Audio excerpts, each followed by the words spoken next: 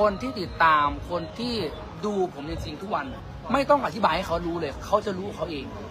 แต่ถ้าเราไปอธิบายกับคนที่ไม่เคยติดตามเราไปอธิบายกับคนที่ไม่รู้จักเราไม่ได้เป็นคนที่ชื่นชอบเราไม่ได้เป็นแฟนคลับเราอะไรเงี้ยผมมองว่ามันก็ไร้ประโยชน์เราจงอธิบายกับคนที่เราควรอธิบายแต่คนไหนที่เราไม่ควรอธิบายเราจะอธิบายทำไมเพราะตอนนี้เปิดไปทีวีช่องไหนก็เห็นแต่หน้าค่อย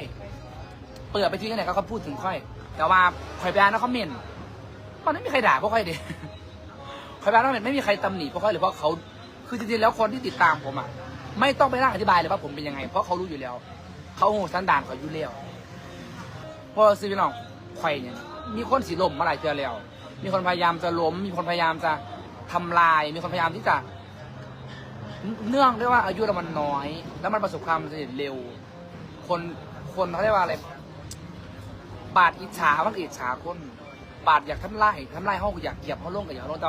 โทษที่เดิมมันเหยียบเข้าบ่ได้เพราะว่าเขากับบารมีเขากับหลายเขากับสร้างคนหลายเขากับเห็นน้ำคนหลายคนก็เลยหักแพงก็เลยตุ่มก็เลยหอมเขาเอาเฮา